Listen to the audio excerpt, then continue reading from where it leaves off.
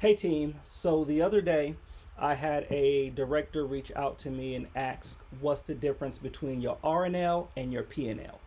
So your R&L is your revenue and loss.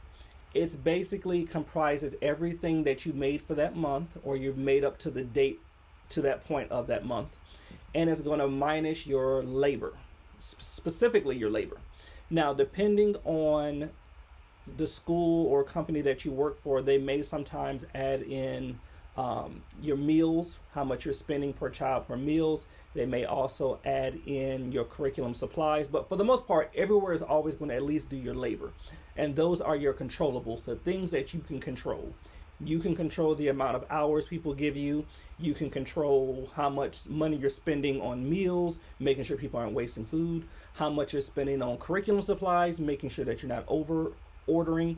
All of those things you can control, and that's what your R&L does. It monitors, it helps allow you to monitor your costs, and then you can see what you're spending. Now, with your labor, it can be a little different. Oh, excuse me. Your labor can comprise of many things, just depending on the company that you work for. So some places will do just your base salary. So what you would do is each day or each week, whatever it may be, you would add up the base salary of each employee and you would minus that from the amount of money that you made.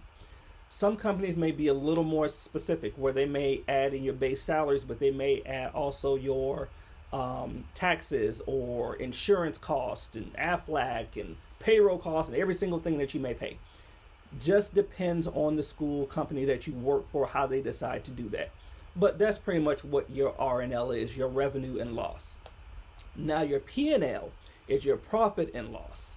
And so your P&L shows you everything. It's your kit and caboodle. It's the rooter to the tutor, from the front to the back, from the left to the right, from the alpha to the omega, from the first to the last, whatever you want to say, it comprises of everything.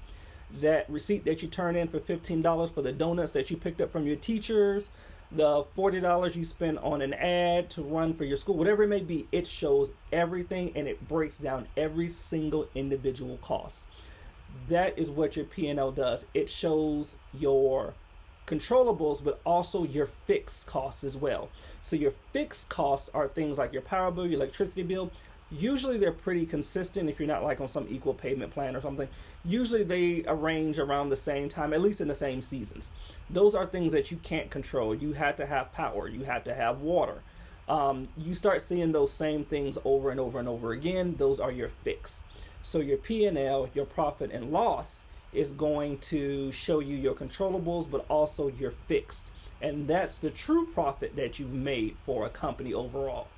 There are some companies that do not show you P&L.